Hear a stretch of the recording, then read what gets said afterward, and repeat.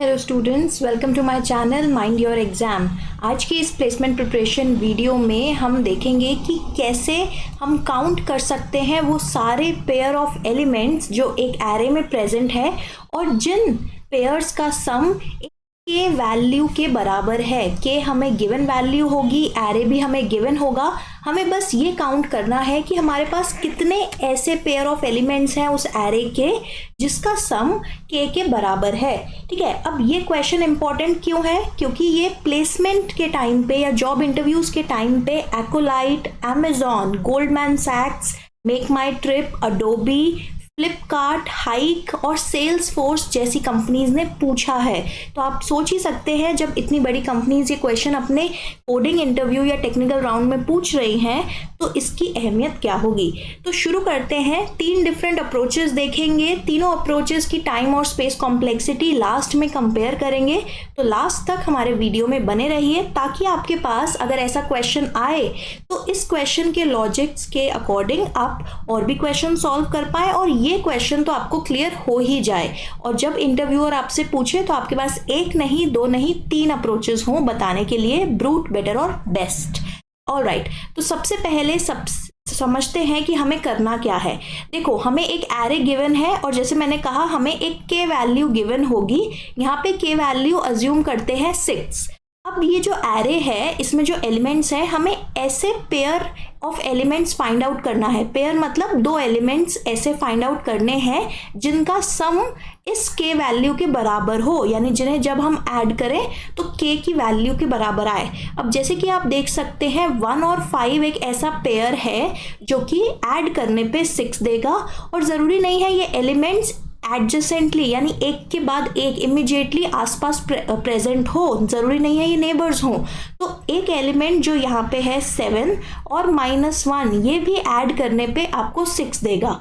लेकिन जैसे कि मैंने कहा अगर सपोज -1 यहाँ होता और 7 यहाँ होता तो भी ये पेयर काउंट होता। ठीक है, और ये भी आपको ध्यान में रखना है कि एक पेयर अगर रिपीट हो रहा है, मतलब अगर आपका एरे कुछ इस तरीके से है 1 5 2 5, ठीक है, तो यहाँ पे 2 कौन से पेयर्स हैं जिनसे 6 बन रहा है? एक तो 1 और 5 ये वाला और एक 1 और 5 ये वाला। तो सेम पेयर्स अगर एक से ज़्यादा बार आ रहे हैं आपके एरे में तो आपको उन्हें भी काउंट करना है।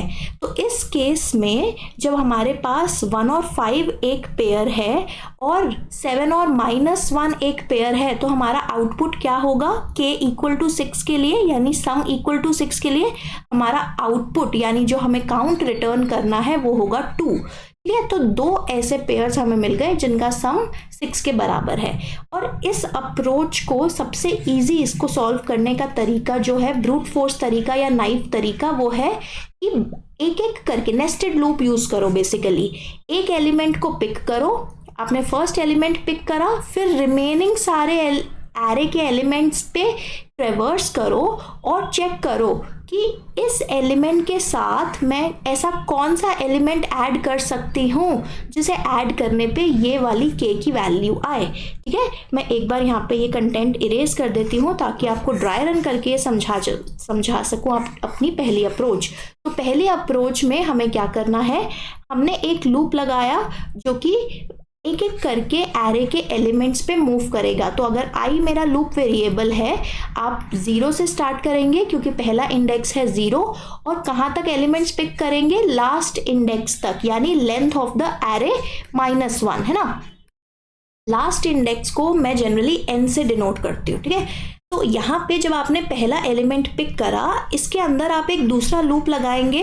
दूसरा लूप कहाँ से शुरू होगा? अगर उसका लूप वेरिएबल है j तो ये i की जस्ट नेक्स्ट वैल्यू से चेक करना शुरू करेगा कि कोई ऐसा एलिमेंट रिमेनिंग एरे में प्रेजेंट तो नहीं है जिसको मैं एरे ऑफ i वाले एलिमेंट के साथ अगर ऐड करूं तो मुझे k वैल्यू मिले। ठीक है, तो जो भी एलिमेंट आप अभी i में कंसिडर कर रहे हैं, यानी i आपका जो भी इंडेक्स है और उस इंडेक्स पे जो भी एलिमेंट प्रेजेंट है, आपको सर्च उसके आगे से करना शुरू करना है। क्योंकि अगर आप पीछे वाले एलिमेंट्स देखते रहोगे दोबारा से तो आपको सेम ही पेयर आप मल्टीपल टाइम्स काउंट कर लोगे। ठीक है, तो आपको जहां भी i लाई कर रहा है उसके राइट साइड पे ही मूव करना है। अब सेकेंड लूप में आप कहां से कहां तक जाओगे, i+1 से लेके एंड ऑफ द एरे तक। तो j की वैल्यू आ जाएगी i+1 से लेके last index which is n-1 तक। ठीक है, तो length of the array is n और लेंथ ऑफ एरे -1 हो गया n-1। अब हर बार जब आप दोनों लूप में आ गए, मतलब आपने एक एलिमेंट i ले लिया, एक इंडेक्स वैल्यू i ले ली जिसका एलिमेंट आप अभी कंसिडर कर रहे हो, और j उन इंडेक्स वैल्यू को डिफाइन कर रहा है जिन एलिमेंट्स के साथ मैं i का पेयर बनाने की कोशिश कर रही हूँ। तो जब मैं j के लूप के अंदर आऊंगी, मैं क्या चेक करूंगी कि array of i plus array of j, यानी जो दो एलिमेंट्स अभी मेरे पास हैं उसका सम क्या k के बराबर है। अगर हाँ तो काउंट को एक प्लस कर दो, काउंट प्लस प्लस कर दो, या काउंट इक्वल टू काउंट +1 कर दो, जैसे भी आप लिखना चाहें। और अगर नहीं तो कुछ भी नहीं करना, हमें लूप में आगे बढ़ना है। ठीक है, तो ये बहुत ही सिंपल सा कोड है। इसका पाइथन प्रोग्राम या पाइथन कोड देखते हैं। पाइथन कोड में यहाँ पे मैंने एक फंक्शन डिफाइन करा है काउंट पेयर्स के नाम से। यहाँ पे इसमें एरे एक आर्ग्यूमेंट जाएगा और के वो वैल्यू जाएगी जो कि सम की वैल्यू है हमारे पास। ठीक है, फंक्शन के अंदर हमने सबसे पहले एरे की लेंथ फाइंड आउट करी है और टोटल काउंट यानी कितने पेयर्स हमें मिले हैं उसको 0 रखा है इनिशियली। ठीक है, सबसे पहले एक आउटर लूप लगाया है, i वेरिएबल है जो कि फर्स्ट एलिमेंट यानी इंडेक्स 0 से लेके लास्ट एलिमेंट तक जाएगा। और जैसे कि रेंज फंक्शन एक कम वैल्यू लेता है तो लास्ट वैल्यू जो i को असाइन होगी वो होगी n-1। फिर हर i एलिमेंट के लिए, मतलब हर i इंडेक्स के लिए एक एक एलिमेंट पिक होगा और उसके लिए j का ये पूरा लूप चलेगा। हर बार जब j के लूप में हम आएंगे हम चेक करेंगे कि एरे ऑफ i और एरे ऑफ j का सम k के बराबर अगर है तो काउंट को इंक्रीज कर दो, अदरवाइज हमें कुछ नहीं करना। फिर जब एक i के लिए हम सारे j चेक कर लेंगे, i की वैल्यू इंक्रीमेंट होगी और जब सारे i फिनिश हो जाएंगे तो हम काउंट प्रिंट करा देंगे। तो यहाँ पे मैंने 3 डिफरेंट एरेज लिए हैं। पहला वाला तो सेम एरे है जो हमने अभी ड्राई रन में भी कंसिडर किया था। इसमें k की वैल्यू मैंने 6 ली है, तो आउटपुट इसका आपको पता ही है। यहाँ पे आउटपुट आएगा 3 क्योंकि यहाँ पे एक एक्स्ट्रा एलिमेंट आपका आ रहा है 1। मैं एक बार आपको दिखाती हूँ। ये वाला जो एरे था 157 -1 और 5 था, तो यहाँ पे 1 और 5 का एक हमारा पेयर बना था, इस 1 और इस 5 का एक पेयर बना था और 7 और -1 का एक पेयर था। तो यहाँ पे काउंट हो जाएगा 3। ठीक है, तो यहाँ पे भी हम जब कोड में देखेंगे तो आपको आउटपुट मिल रहा है 3। अब सेकेंड एरे बहुत इंपॉर्टेंट है क्योंकि इसमें रिपीटेड एलिमेंट्स हैं। हमें यहाँ पे k = 2 के लिए फाइंड आउट करना है, मतलब ऐसे कितने पेयर्स हैं जिनका सम 2 है। तो अब इसमें जो पहला 1 है उसका पेयर बनेगा दूसरे 1 के साथ, उसका पेयर बनेगा थर्ड वाले 1 के साथ और उसका पेयर बनेगा लास्ट वाले 1 के साथ। तो ये कितने पेयर्स हो गए, 3 पेयर तो यही हो गए। फिर अब हम क्या करेंगे, सेकेंड वाले 1 को कंसिडर करेंगे। सेकेंड वाला 1 उसका एक पेयर जो फर्स्ट 1 के साथ बन रहा था वो तो हमने ऑलरेडी कंसिडर कर लिया, तो उसको दोबारा काउंट नहीं करेंगे, इसलिए हम सिर्फ राइट वाले एलिमेंट्स को कंसिडर कर रहे हैं। अब जब सेकेंड वाले 1 की बारी आई तो उसका एक पेयर बनेगा थर्ड 1 के साथ, सम है 2, और एक पेयर बनेगा लास्ट वाले 1 के साथ, सम है 2। तो यहाँ पे 2 और पेयर्स हमारे पास आ गए। और जब हमारे पास नेक्स्ट 1 को हमें चेक करना है उसके कितने पेयर्स बन रहे हैं, तो हम क्या करेंगे, थर्ड वाले 1 का एक ही पेयर बनेगा जो कि है फोर्थ वाले 1 के साथ। ये दोनों पेयर और ये वाले पेयर ऑलरेडी काउंट हो चुके हैं, तो यहाँ पे टोटल कितने पेयर्स हो जाएंगे, k = 2 के लिए 6, जो कि आपको यहाँ पे आउटपुट मिल रहा है। ठीक है, अब लास्ट वाले एरे में देखते हैं। लास्ट वाले एरे में बहुत सारे एलिमेंट्स हैं और हमने यहाँ पे क्या वैल्यू दी है जिसके बराबर हमें सम चाहिए, हमने यहाँ पे वैल्यू दी है 11। ठीक है, तो हमें ऐसे पेयर चाहिए जिनका सम 11 आए। तो यहाँ पे आप देख सकते हो कि आपको 9 ऐसे पेयर्स मिलेंगे। चलिए काउंट करते हैं। सबसे पहले एक 10 के साथ मुझे कोई भी 1 मिल जाएगा तो वो एक पेयर होगा, 1 2 3, तो 3 पेयर्स ये हो गए, 10 1, 10 और दूसरा 1, 10 और तीसरा 1, ठीक है। अब अगर मुझे 12 के साथ -1 मिलता है तो ये मेरा एक नेक्स्ट पेयर हो गया, तो मेरे 4 पेयर्स ये हो गए।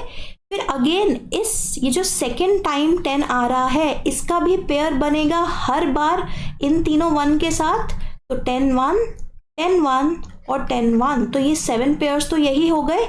इसके अलावा आप देख सकते हैं 6 और 5 एक पेयर है, ये हो गया 6 और 5, तो आपके पास 7 8 पेयर्स हो गए। एक लास्ट पेयर जो बनेगा वो होगा 15। ओके, लेट्स सी कौन सा पेयर बन रहा है। 7 एंड 4 एक पेयर बनेगा, 7 + 4 इज 11, तो 7 और 4 एक आपका एक पेयर बनेगा, ठीक है। तो ये आपके सारे पेयर्स होंगे जो कि इस पर्टिकुलर केस में 9 आउटपुट देंगे।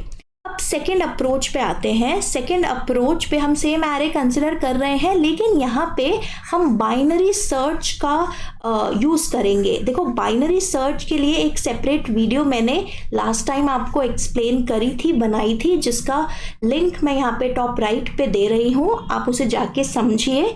यहाँ पे बाइनरी सर्च का कॉन्सेप्ट यूज़ हो रहा है, लेकिन एग्जैक्ट फंक्शन जो यूज़ होगा पाइथन में मैं उसको नेक्स्ट स्लाइड में कोडिंग के टाइम पे बताऊंगी। पहले लॉजिक समझते हैं कि क्या लॉजिक है। देखो, बाइनरी सर्च की जाके आप जब वीडियो देखेंगे या अगर आपको कॉन्सेप्ट पता है तो आपको पता है कि बाइनरी सर्च क्या करता है, वो सॉर्टेड एरे पे क्या फाइंड आउट करता है कि कोई पर्टिकुलर एलिमेंट जिसे हम सर्च कर रहे हैं वो इस एरे में प्रेजेंट है या नहीं। तो इस केस में हम क्या करना है, हमें एक एक करके लूप तो लगेगा, लेकिन सिंगल लूप लगेगा, नेस्टेड लूप नहीं लगेगा। नेस्टेड लूप मतलब एक के अंदर एक, जो हमने फर्स्ट अप्रोच में देखा था। अब एक एक करके हमें जब एलिमेंट को पिक करना है, सपोज मैंने एलिमेंट पिक करा 1, तो मुझे पता है कि मुझे सम क्या चाहिए या k की वैल्यू क्या चाहिए। सपोज इस केस में हमें 6 वैल्यू चाहिए थी, तो अगर मुझे एलिमेंट मिल गया है 1, तो इसके साथ कौन सा ऐसा एलिमेंट आना चाहिए जो सम देगा 6, 5 एक एलिमेंट आना चाहिए, राइट। तो 6 - 1 इक्वल टू 5, यानी जो भी k की वैल्यू है अगर उसमें से मैं करंट एरे की एलिमेंट जिसे मैं देख रही हूँ, जिसके लिए मैं पेयर बनाने की कोशिश कर रही हूँ, उसे मैं सब्ट्रैक्ट करूँ तो मुझे वो वाला एलिमेंट मिलेगा जिसे ढूंढने से अगर ये वाला एलिमेंट मुझे एरे में मिल गया तो इन दोनों का सम k के बराबर होगा, है ना। अगर मैं इसी इक्वेशन को इस तरीके से भी लिख सकती हूँ, array of i plus element is equal to k, यानी ये वाला पार्ट मैं राइट साइड में ले गई तो k is equal to sum of array of i और एलिमेंट। तो एरे ऑफ i हमारा वो एलिमेंट है जो लूप में हम करेंटली कंसिडर कर रहे हैं, जिस पे हमारा i इंडेक्स पॉइंट कर रहा है, और एलिमेंट ये वाला हमारी वो वैल्यू है जो इस एलिमेंट, इस करंट i इंडेक्स पे लाई करने वाली वैल्यू के साथ जब हम इस एलिमेंट को ऐड करेंगे तो उसका सम आएगा k, ठीक है। तो हमारा लॉजिक क्या है, क्या इंट्यूशन है हमारा इस केस में। अगर मैं एक एलिमेंट कंसिडर कर रही हूँ जिसको पॉइंट कर रहा है i, तो मैं बाइनरी सर्च यूज करके रिमेनिंग एरे में सर्च करूंगी कि क्या k minus array of i आ रहा है कहीं भी मेरे एरे में। और अगर मैं k minus array of i को एलिमेंट लिखती हूँ तो इस एलिमेंट को मैं रिमेनिंग एरे में सर्च करूंगी।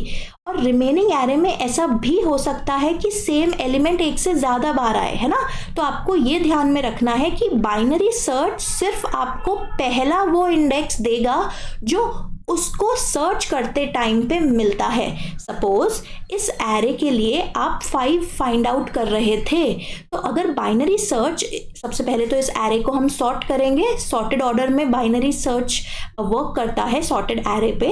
तो सॉर्टेड ऑर्डर इसका होगा -1, फिर +1, फिर 5, फिर 5 और 7। अब सपोज 5 ऐसा एलिमेंट था, क्योंकि हमें पता है कि 1 अभी हम कंसिडर कर रहे हैं, 1 में अगर मैं 5 ऐड करूंगी तो मुझे 6 मिलेगा जो कि मेरी k की वैल्यू है। तो 5 मैंने सर्च करना शुरू करा।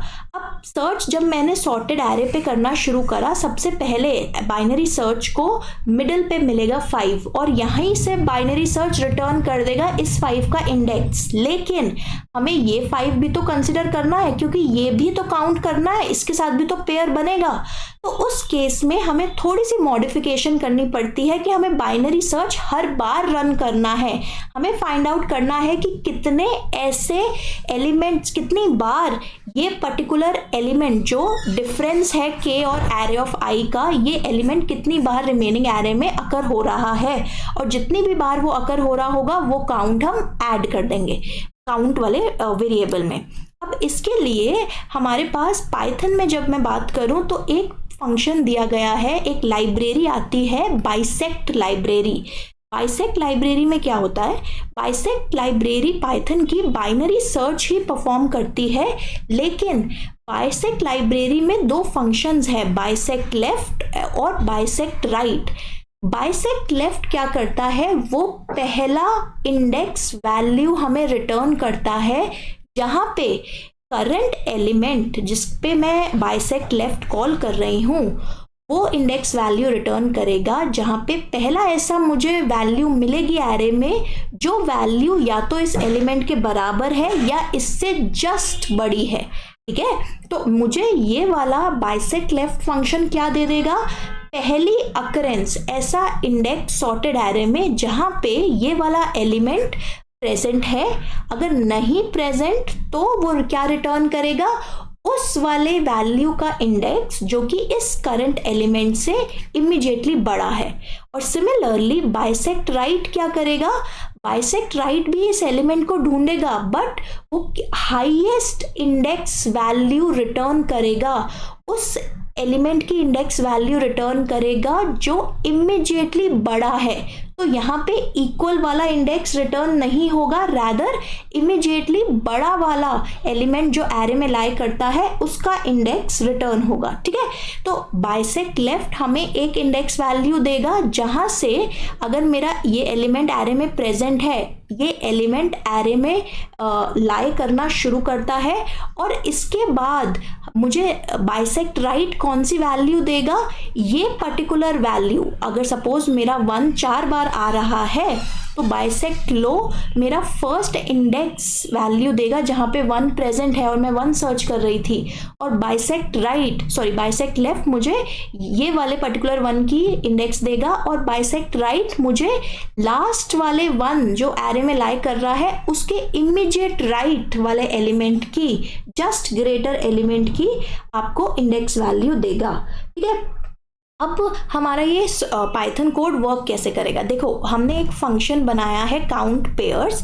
इसमें हमने एरे और के वैल्यू पास करी है, एरे की लेंथ निकाली है, और सबसे इंपॉर्टेंट स्टेप एरे को सॉर्ट करा है। हो सकता है आपका एरे सॉर्टेड हो लेकिन हम कुछ भी रिलाई नहीं कर सकते किस तरीके का इनपुट यूजर देगा, तो इसलिए हमने सॉर्ट फंक्शन कॉल किया है और काउंट जो पेयर्स को काउंट कर रहा है उसको इनिशियल वैल्यू 0 दी है। अब i कहाँ से कहाँ तक लाई करेगा, यानी i कहाँ से कहाँ तक वैल्यू लेगा, 0 से स्टार्ट होते हुए n-1 तक। एलिमेंट हम करंटली कौन सा देख रहे हैं, जो भी एरे ऑफ i है अगर उसको मैं k से माइनस करूंगी तो मुझे वो वैल्यू मिलेगी जो कि सही पेयर बनाएगी इस एरे ऑफ i के साथ, ताकि सम मेरा k आए। तो ये वैल्यू मैंने एलिमेंट में स्टोर करा दी, और फिर मैंने बाइसेक्ट लाइब्रेरी का बाइसेक्ट लेफ्ट फंक्शन कॉल किया जो कि सिमिलर है बाइनरी सर्च के, उसकी आर्ग्यूमेंट्स भी बाइनरी सर्च के सिमिलर है। अगर आप मेरी वीडियो जाके देखें तो आपको समझ आएगा कि ये बिल्कुल एग्जैक्टली बाइनरी सर्च जैसा ही वर्क कर रहा है, बस कौन सा इंडेक्स वैल्यू रिटर्न करता है वो डिपेंड करेगा बाइसेक्ट लेफ्ट कॉल हो रहा है या बाइसेक्ट राइट। तो यहाँ पे हमें पहला इंडेक्स चाहिए जहाँ पे ये पर्टिकुलर एलिमेंट एरे में प्रेजेंट है, यानी स्टार्टिंग वैल्यू। तो इस एलिमेंट को सर्च करो i+1 से लेके n तक, क्योंकि हमारा एरे सॉर्टेड है, सॉर्टेड ऑर्डर में i पोजीशन पे जो हम एलिमेंट देख रहे हैं, है ना, उसके बाद ही तो उसका एक ऐसा एलिमेंट लाई करेगा जो पेयर बनाएगा।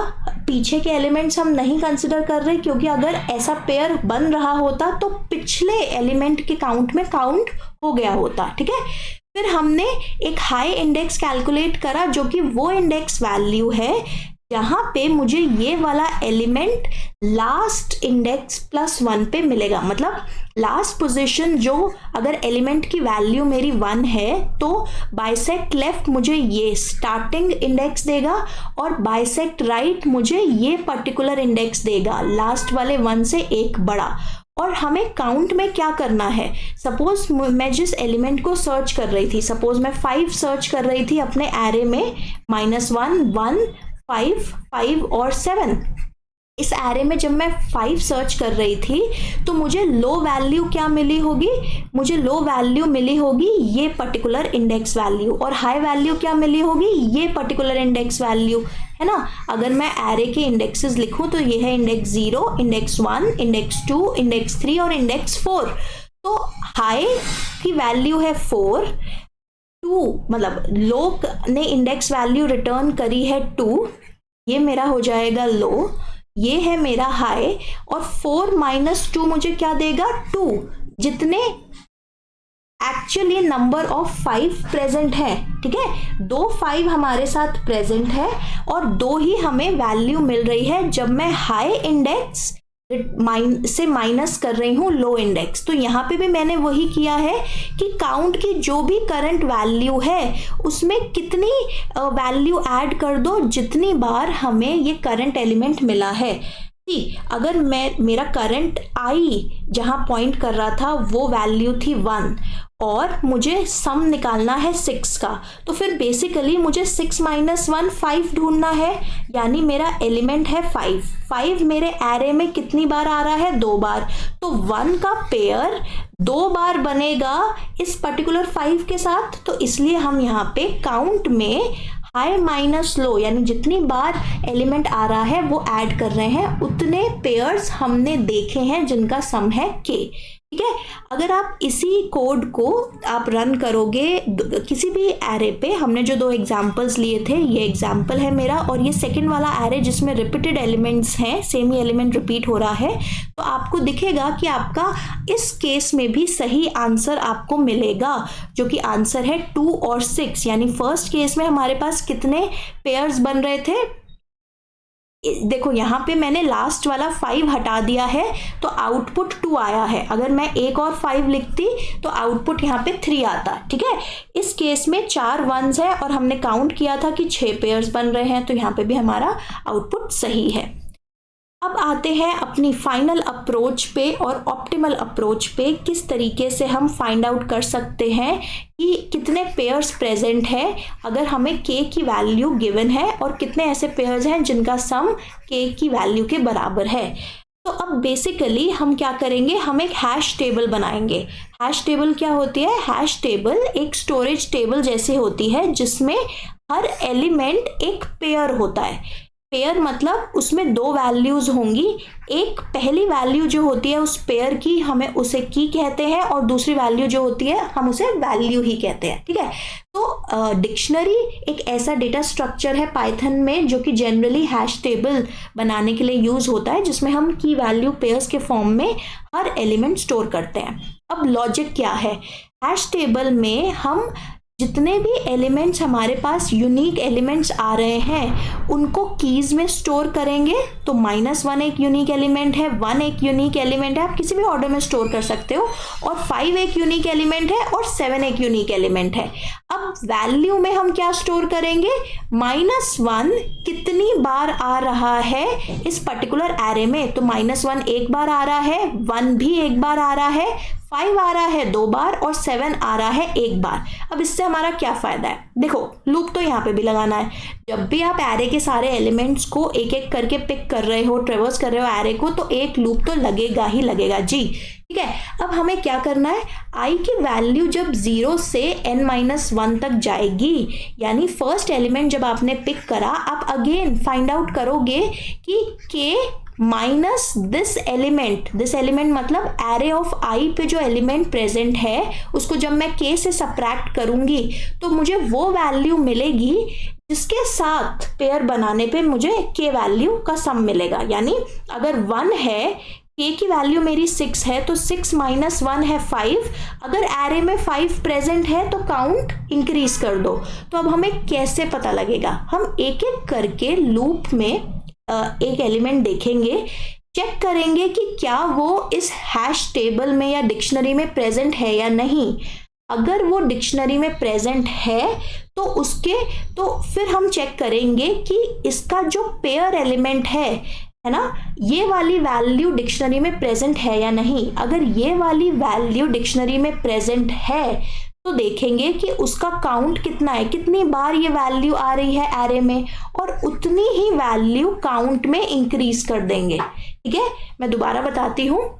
हमने सबसे पहले एक एलिमेंट देखा एरे में, फिर फाइंड आउट करा कि इसके साथी एलिमेंट जिसके साथ इसका पेयर बनने के बाद टोटल सम के आए, वो एलिमेंट क्या होगा। तो के में से मैंने 5 को सबट्रैक्ट किया, यानी 6 में से मैंने 5 को सबट्रैक्ट किया, मेरी वैल्यू आई 1। अब मुझे देखना है कि क्या इस पर्टिकुलर टेबल में मेरा ये एलिमेंट प्रेजेंट है। अगर ये एलिमेंट प्रेजेंट है तो वो कितनी बार आ रहा है, मुझे ये चेक करना है। और अगर जितनी भी बार वो अकर हो रहा है उतना हमें काउंट में ऐड कर देना है। लेकिन इस चीज़ में एक कैच है कि आपको पहले चेक करना है कि कितनी ऑलरेडी ये जो एलिमेंट जिसके साथ पेयर बनेगा करंट एलिमेंट का, पहले आपको डिक्शनरी में इसे चेक करना है ये प्रेजेंट है या नहीं। उसके बाद आपको चेक करना है जो करंट एलिमेंट आप देख रहे हो एरे ऑफ आई, वो डिक्शनरी में प्रेजेंट है या नहीं। अगर ये वाली चेकिंग आपने पहले कर दी तो ये काउंट एक्स्ट्रा इंक्रीज हो जाएगा। देखो मैं आपको कोड में समझाती हूँ।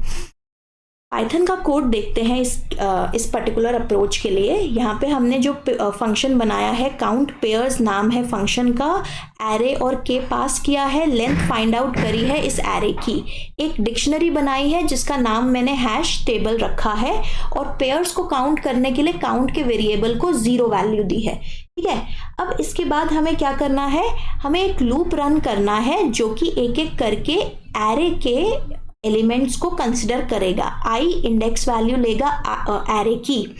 एलिमेंट पहले आई वैल्यू के लिए हमें वो एलिमेंट फाइंड आउट करना है जिसके साथ इसका पेयर बने तो के टोटल सम आए। तो मुझे ये एलिमेंट कैसे पता लगेगा, जब मैं करंट एलिमेंट को एरे ऑफ आई को के में से सबट्रैक्ट करूंगी तो मुझे इस EL नाम के वेरिएबल में एक वैल्यू मिलेगी। अब मुझे चेक करना है क्या ये जो वैल्यू मुझे मिली है वो मेरी हैश टेबल में प्रेजेंट है या नहीं। अगर प्रेजेंट है तो काउंट को इंक्रीज कर दो, जितने टाइम भी ये वैल्यू अकर हो रही है हैश टेबल में। हैश टेबल में जितने टाइम भी ये अकर हो रही है उसे हमें ऐड करना है काउंट की करंट वैल्यू में। तो अगर मैंने सपोज 2 पेयर्स ऑलरेडी देख लिए हैं जिनका सम के बराबर आ रहा है, और मुझे थर्ड पेयर भी मिल गया है, थर्ड पेयर सपोज 7 और -1 है ना, तो इस पे मैं क्या करूंगी, काउंट की जो करंट वैल्यू है 2, उसमें मैं ऐड करूंगी ये पेयर, कितने मुझे नए पेयर्स मिले हैं। तो एक ही मुझे नया पेयर मिला है तो यहाँ पे वैल्यू आ जाएगी +1। अगर जैसे आपने देखा था कि 1 मेरा करंट एरे ऑफ आई है जो हम एरे कंसिडर कर रहे थे, पर्टिकुलर केस में अगर मैं 1 और 5 और ऐड कर दूं इस एरे में, तो जब मैं 1 को कंसिडर कर रही हूं, अभी तक मेरी हैश टेबल एम्प्टी है। मैं एक बार आपको ड्राई रन करके ही यहाँ पे दिखाती हूँ ताकि आपको क्लैरिटी हो जाए कि किस ऑर्डर में आपको स्टेप्स लिखने हैं। देखो एक हैश टेबल बनाते हैं जो कि एक डिक्शनरी के फॉर्म में ही बनेगी। अभी तक हमारी टेबल एम्प्टी है, यहाँ पे हमने एम्प्टी टेबल डिक्लेयर करी है। सबसे पहले आई की क्या वैल्यू होगी, आई की यहाँ पे वैल्यू होगी 0। एलिमेंट के की वैल्यू हमें पता है, के की वैल्यू है 6। एलिमेंट की क्या वैल्यू आ जाएगी, एरे ऑफ आई 0 के लिए एरे ऑफ आई क्या है, यहाँ पे मैं कौन सा एरे कंसिडर कर रही हूँ, जो मैंने फर्स्ट एग्जाम्पल लिया था 1 5 7 यहाँ पे सॉर्टिंग की ज़रूरत नहीं है, तो आप ओरिजिनल एरे को उसी ऑर्डर में भी कंसिडर कर सकते हैं। तो ये मेरा एरे था, इसके ये इंडेक्स वैल्यू थी 0 1 2 3 4, ठीक है। एरे ऑफ आई यानी एरे ऑफ 0 क्या होगा 1, एलिमेंट क्या वैल्यू होगी k यानी 6 माइनस एरे ऑफ i यानी 1, 6 माइनस 1 5, हमें 5 ढूंढना है। तो मैं क्या करूंगी, मैं चेक करूंगी कि क्या 5 प्रेजेंट है हैश टेबल में। मेरी तो हैश टेबल अभी तक एम्प्टी है, तो यहाँ पे मैं कुछ काउंट में ऐड नहीं करूंगी। काउंट की मेरी करंट वैल्यू 0 ही है, ठीक है। यहाँ पे मैंने इनिशियलाइज करा था, तो यहाँ पे मैं कुछ ऐड नहीं करूंगी। इसके बाद मैं इस इफ कंडीशन में आऊंगी। अब मैंने चेक करा कि क्या एरे ऑफ आई यानी 1 ऑलरेडी एग्जिस्ट करता है मेरी हैश टेबल में, नहीं। तो फिर हैश टेबल में एक नया एलिमेंट ऐड करो जो कि क्या होगा, पेयर होगा। उस पेयर में पहला एलिमेंट होगा 1 जो कि हम करंट एलिमेंट एरे में देख रहे हैं, और उसका काउंट क्या होगा +1, मतलब उसका काउंट हो जाएगा 1। अब इसका क्या मतलब है, +=1 का मतलब है कि अगर एरे ऑफ आई हमने ऑलरेडी देखा होता, देखो अगर ये वाला इफ तब एग्जीक्यूट होगा जब मेरा एलिमेंट 1 ऑलरेडी प्रेजेंट है एरे में। अभी मेरा एलिमेंट प्रेजेंट नहीं है एरे में, तो हम एल्स पे आएंगे। तो हम हैश टेबल में एरे ऑफ आई के लिए कॉरस्पॉन्डिंग वैल्यू स्टोर कर देंगे 1। तो यानी 1 के कॉरस्पॉन्डिंग मैंने 1 स्टोर कर दिया, यहाँ पे मेरा पहला एलिमेंट मुझे मिल गया। अब आगे चलते हैं लूप में। यहाँ पे अब ये मेरा इफ एल्स खत्म हुआ तो आई की वैल्यू इंक्रीज होगी। आई की वैल्यू अब क्या हो जाएगी, आई की वैल्यू 0 से बढ़ के 1 हो जाएगी। एरे ऑफ आई आपका हो जाएगा 5, ठीक है। अब इस केस में देखते हैं, आई मेरा हो गया 1, एरे ऑफ आई है आपका 5, के 6 ही रहेगा। एलिमेंट क्या आ जाएगा, 6 माइनस 5 इक्वल टू 1, है ना। अब मुझे 1 सर्च करना है, तो अब मैं सर्च करूंगी कि क्या एलिमेंट यानी 1 हैश टेबल में प्रेजेंट है। हाँ है, ये ऑलरेडी प्रेजेंट है।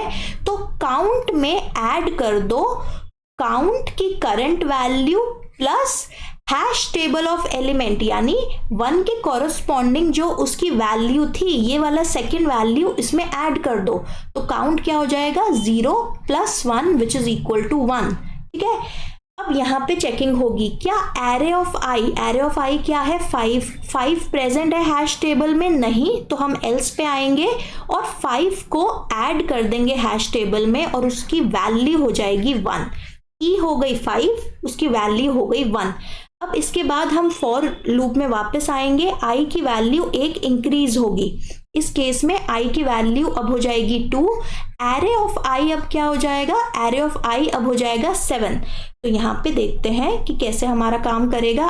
आई वैल्यू हो गई 2, एरे ऑफ आई हो गया आपका 7, ये है 6, तो एलिमेंट क्या होगा, 6 माइनस 7 इक्वल टू -1। -1 क्या हैश टेबल में प्रेजेंट है, नहीं प्रेजेंट। तो हम इस लूप में, इस इफ में नहीं जाएंगे। फिर हम चेक करेंगे कि क्या एक सेकेंड सबसे पहले हम चेक करेंगे कि -1 प्रेजेंट है या नहीं। -1 हमें नहीं मिलेगा, तो हम इस इफ में नहीं जाएंगे। उसके बाद हम चेक करेंगे कि क्या जो हमारा एरे ऑफ आई है 7 वो प्रेजेंट है या नहीं। यहाँ पे ये वाली इफ कंडीशन भी फॉल्स हो जाएगी, तो हम इस एल्स में आएंगे। इस एल्स में आने का मतलब है कि हम एक नया एलिमेंट ऐड कर रहे हैं जिसकी की है 7 और वैल्यू है 1। नेक्स्ट टाइम पे अब हम एरे को आई को इंक्रीज करेंगे। आई की वैल्यू हो जाएगी 3 और एरे ऑफ आई हो जाएगा आपका -1। अब आप क्या चेक करेंगे, एलिमेंट की वैल्यू क्या हो जाएगी, एलिमेंट यहाँ पे हो जाएगा 6 minus array of I, 6 minus -1 which will give you 7। तो अब आपको कौन सा एलिमेंट सर्च करना है, 7। तो आप चेक करेंगे क्या 7 हैश टेबल में प्रेजेंट है, हाँ बिल्कुल है। तो आप इसकी ये जो कॉरस्पॉन्डिंग वैल्यू है उसको काउंट में ऐड कर देंगे। तो काउंट की वैल्यू थी 1, ये थी 1 वैल्यू, इसमें हम एक और ऐड कर देंगे जो भी यहाँ पे वैल्यू प्रेजेंट है 7 के साथ, तो ये हो गया 2। ठीक है, अब हम चेक करेंगे क्या एरे ऑफ आई यानी -1 था हमारा एरे ऑफ आई, क्या ये ऑलरेडी प्रेजेंट है हैश टेबल में। ये प्रेजेंट नहीं है तो हम इस एल्स में आएंगे और -1 को इस हैश टेबल में ऐड कर देंगे और उसकी कॉरेस्पॉन्डिंग वैल्यू होगी 1। लास्ट में भी जब आप i को चेंज करेंगे, i की वैल्यू 4 करेंगे, तो यहाँ पे मैं एक बार इरेज कर देती हूँ ताकि आपको क्लैरिटी हो जाए। i की वैल्यू अब हो जाएगी 4, एरे ऑफ i आपका हो जाएगा 5 और फिर एलिमेंट आपको कौन सा सर्च करना है, 6 - 5 विच इज 6 - 5 इज 1। ठीक है, अब आपको 1 सर्च करना है, तो यहाँ पे मैं एरे की वैल्यू i की वैल्यू हो गई 4, एरे ऑफ i आपका हो गया 5। अब एलिमेंट है 6 - 5 विच इज इक्वल टू 1। तो अब आप चेक करोगे, इस इफ में आओगे, क्या एलिमेंट यानी 1 प्रेजेंट है हैश टेबल में, हाँ 1 प्रेजेंट है। तो क्या करो, काउंट में ऐड कर दो इस पर्टिकुलर एलिमेंट की वैल्यू को। तो i की 1 की क्या वैल्यू है 1, तो यहाँ पे मैं 2 में, करंट काउंट की वैल्यू थी मेरी 2 में एक 1 ऐड कर दूंगी तो आपको टोटल सही आंसर मिल जाएगा 3। आपका काउंट 3 आ गया है। तो ये था तीनों अप्रोचेस आपको फाइंड आउट करने की। देखो इस चीज़ में कंफ्यूज मत होना, यहाँ पे जो मैंने फर्स्ट एरे लिया है और ये वाला जो एग्जाम्पल लिया है इसमें एक एक्स्ट्रा 5 है, इसलिए यहाँ पे आउटपुट 2 आ रहा है और हमने जो आउटपुट कैलकुलेट करा है वो 3 है। ठीक है, तो एक एक्स्ट्रा पेयर बनेगा हमारे केस में। अब टाइम कॉम्प्लेक्सिटी और स्पेस कॉम्प्लेक्सिटी पे आते हैं। सबसे पहली अप्रोच से शुरू करते हैं। पहली अप्रोच थी हमारी नेस्टेड लूप अप्रोच या ब्रूट फोर्स अप्रोच। 2 लूप हमारे चल रहे थे, एक के अंदर एक। पहला लूप n टाइम्स चलेगा क्योंकि हर बार एक एलिमेंट को पिक करेगा, और दूसरा लूप भी at the max n times चलेगा। क्यों? क्योंकि वो फाइंड आउट, वो हर एलिमेंट के लिए जो आउटर लूप में अभी हमने सेलेक्ट किया है, अंदर वाला लूप रिमेनिंग सारे राइट साइड के एलिमेंट्स को चेक करेगा। तो एट द मैक्स ये n टाइम्स चलेगा, मतलब n-1 मैक्सिमम टाइम्स ये चल सकता है। तो हमारा फर्स्ट केस में नेस्टेड लूप के कारण हमारी टाइम कॉम्प्लेक्सिटी आएगी ऑर्डर ऑफ n²। इस केस में हमारी स्पेस कॉम्प्लेक्सिटी क्या आएगी, यहाँ पे हम कुछ एक्स्ट्रा स्पेस यूज नहीं कर रहे थे, तो हमारी कांस्टेंट एक्स्ट्रा स्पेस यूज हो रही है जो 1-2 एक्स्ट्रा वेरिएबल्स के केस को स्टोर करने के लिए यूज कर रहे हैं हम। ठीक है, अब अप्रोच 2 की बात करते हैं। अप्रोच 2 थी हमारी बाइनरी सर्च वाली अप्रोच। बाइनरी सर्च आपको पता है, सबसे पहले तो हम एक लूप यूज कर रहे हैं, यानी हर बार एक एलिमेंट को पिक कर रहे हैं एरे में से, और हर बार जब एक एलिमेंट पिक होता है हम बाइनरी सर्च कॉल कर रहे हैं बाइसेक्ट फंक्शन यूज करके, है ना, बाइसेक्ट लेफ्ट बाइसेक्ट राइट। और वो बाइनरी सर्च कितनी बार चल रहा है, log ऑफ n टाइम्स चलेगा। अगर मैं बाइसेक्ट लेफ्ट का log ऑफ n कंसिडर करूं और बाइसेक्ट राइट का भी एक log ऑफ n कंसिडर करूं, तो यानी ये दोनों फंक्शन हर बार चलेंगे हर एलिमेंट के लिए। तो ये टाइम कॉम्प्लेक्सिटी कितनी हो गई, order of n log n plus n log n, which is approximately equal to order of n log n multiplied by log of n। log of n binary search की time complexity है, जैसे कि मैंने previous video में भी आपको binary search algorithm समझाते हुए समझाया था। अब आते हैं इसकी स्पेस कॉम्प्लेक्सिटी पे। देखो स्पेस कॉम्प्लेक्सिटी इस केस में क्या होगी, बाइनरी सर्च एक्स्ट्रा स्पेस नहीं लेता, बस वो डिवाइड करता जाता है एरे को, एक पार्ट को डिस्कार्ड करता है और एक पार्ट में अपनी सर्चिंग कंटिन्यू करता है। और यहाँ पे हम एक्स्ट्रा स्पेस सिर्फ एक्स्ट्रा वेरिएबल्स के लिए ले रहे हैं, तो यहाँ पे भी constant amount of extra space use हो रहा है। थर्ड अप्रोच पे आते हैं। थर्ड अप्रोच हमारी है हैशिंग या हैश टेबल यूज करने वाली। इसमें हम क्या कर रहे हैं, डेफिनेटली एक लूप रन कर रहे हैं, और लूप में हर बार जब एक एलिमेंट पिक होता है हम हैश टेबल में से चेक कर रहे हैं कि उसका पेयर वाला एलिमेंट प्रेजेंट है या नहीं। तो उसके लिए कांस्टेंट ही टाइम लगता है। तो यहाँ पे हैश टेबल को चेक करने का टाइम ज़्यादा n के टर्म्स में नहीं आता, बहुत ही मिनिमल होता है। तो यहाँ पे टाइम कॉम्प्लेक्सिटी आपकी लीनियर आ जाती है, ऑर्डर ऑफ n। लेकिन इस अप्रोच के केस में हम हैश टेबल बनाने के लिए स्पेस एक्स्ट्रा यूज़ कर रहे हैं। सबसे पहले हर एलिमेंट स्टोर होगा यूनिक एलिमेंट कीज के फॉर्म में, और कॉरस्पॉन्डिंगली वो कितनी बार आ रहा है उसकी वैल्यू भी स्टोर होगी। तो n प्लस एन यानी ट्वाइस ऑफ n, यानी ऑर्डर ऑफ n के टर्म्स में हमारा एक्स्ट्रा स्पेस यूज हो रहा है। तो ये थी तीनों अप्रोचेज और उनकी स्पेस और टाइम कॉम्प्लेक्सिटी। आई होप आपको ये वीडियो पसंद आया हो, आपने कुछ सीखा हो इस वीडियो से। अगर ज़रा भी आपकी हेल्प हुई हो इस वीडियो लेक्चर से तो प्लीज़ इस वीडियो को लाइक कीजिए, शेयर कीजिए अपने फ्रेंड्स के साथ, और कमेंट सेक्शन में हमें बताइए कि वीडियो ने आपकी क्या हेल्प करी। नेक्स्ट कौन सा वीडियो आप देखना चाहते हैं इस प्लेसमेंट सीरीज में। तब तक के लिए नेक्स्ट क्लास में जब तक मिलते हैं, mind your exam. Thank you for watching.